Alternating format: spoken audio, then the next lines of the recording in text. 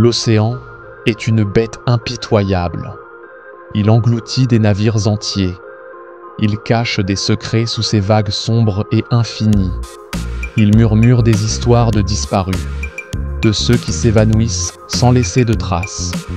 Mais certaines histoires ne s'effacent jamais. Certains mystères ne font que s'obscurcir avec le temps. Ce soir, nous levons l'ancre vers l'un de ces mystères. Une légende sombre. L'histoire de 3 hommes évaporés du monde. Pas de corps, pas de sang, pas d'empreinte dans le sable, rien.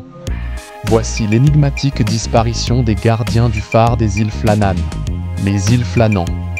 Un chapelet d'îlots rocheux, perdus au nord-ouest de l'Écosse. Désolés, sauvages, inhospitaliers. Pendant des siècles, les marins les ont redoutés. Les falaises, aussi tranchantes que des lames de rasoir, attendent d'éventrer les coques des bateaux. L'Atlantique, déchaîné, menace de tout avaler sur son passage. On disait que ces terres n'étaient pas faites pour les hommes, mais l'océan exige de la lumière. Ainsi, en 1899, un phare colossal fut érigé sur Eilean Mor, la plus grande des îles. Une tour de pierre de 23 mètres de haut, dressée comme un soldat solitaire face aux tempêtes. À l'intérieur, 3 gardiens de phare se relayaient pour veiller sur la flamme et affronter l'isolement. Ils étaient seuls au monde. Et en décembre 1900, ils disparurent, sans une seule explication. Joseph Moore pousse la lourde porte en bois du phare. À l'intérieur, il fait glacial. Le foyer est éteint, les braises mortes depuis longtemps. Le tableau est servi, mais des bols de soupe non terminés reposent encore sur la table. Une chaise est renversée, comme si quelqu'un s'était levé précipitamment. Le cœur de Moore s'accélère alors qu'il avance plus profondément.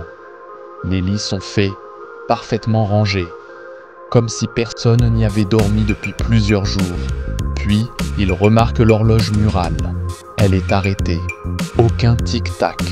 Aucune seconde qui passe, figée dans le temps, et les 3 gardiens de phare disparus. La dernière inscription dans le journal désespéré. Moore fouille dans le journal de bord. Les 3 dernières entrées sont terrifiantes. 12 décembre, une terrible tempête s'est levée. Le vent hurle comme un démon. Le phare tremble. 13 décembre, la tempête continue. James Ducas est silencieux, trop silencieux. Donald MacArthur, d'ordinaire si fort, pleure. 14 décembre, la tempête est terminée. La mer est calme. Dieu est au-dessus de tout. Puis, plus rien. Les 3 hommes, James Ducas, Thomas Marshall et Donald MacArthur, ne seront jamais revus. Les théories de l'inexpliqué 1. Une vague scélérate. Une vague géante aurait pu engloutir les 3 hommes alors qu'ils fixaient du matériel à l'extérieur. Mais, pourquoi l'horloge s'est-elle arrêtée? 2e. La folie et le meurtre, l'isolement. Le vent assourdissant. La solitude absolue. L'un des gardiens a-t-il perdu la raison?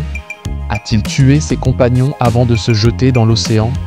Mais, aucune trace de lutte. 3e. Le surnaturel.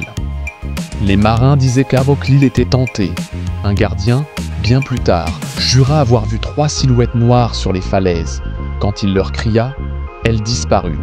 La lumière brûle encore depuis 1971. Le phare est automatisé. Plus aucun gardien, plus personne pour disparaître. Mais certains marins affirment encore voir une lumière clignotant dans la tempête. Comme si quelqu'un était encore là, à regarder, à attendre.